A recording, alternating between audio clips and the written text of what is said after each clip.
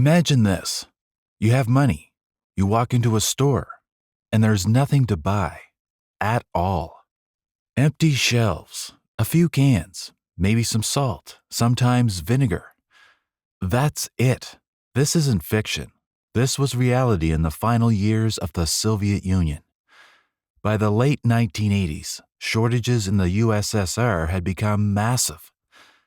And we're not talking about luxury goods. We're talking about basics.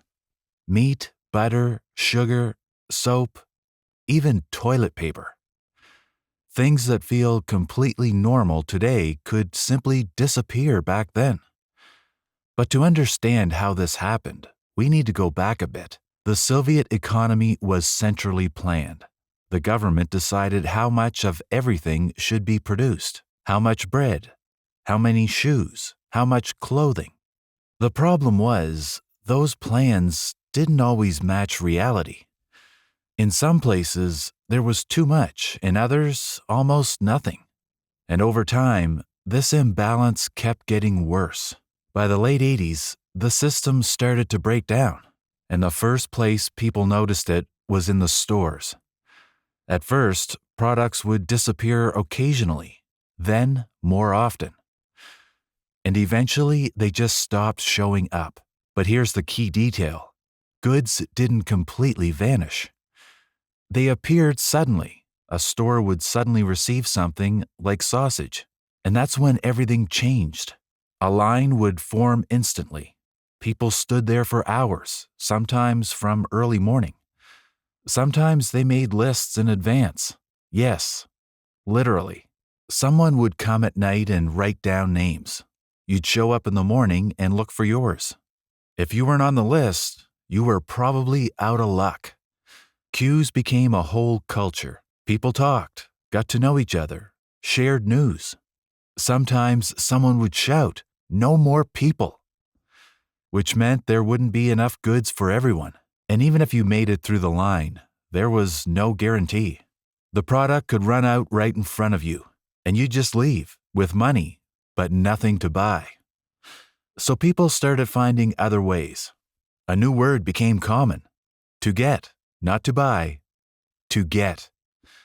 Through connections, through friends, through store workers, sometimes through barter.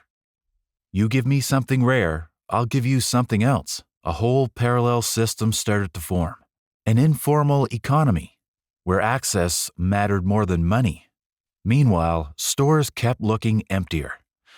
Shelves with nothing on them, bare display windows. Sometimes fake items were placed on shelves just to create the illusion that something was there. But people knew. Food was one of the biggest problems. Meat was often rationed. Butter was limited. Sugar was sometimes distributed through coupons. In some regions, ration cards were introduced. At this point, this wasn't just a shortage anymore. It was a crisis. People changed their behavior. They started stockpiling, buying anything available, even if they didn't need it right away, because tomorrow it might be gone. The phrase, "they brought something in," became a signal, and people would literally run to the store. It started to feel like a hunt.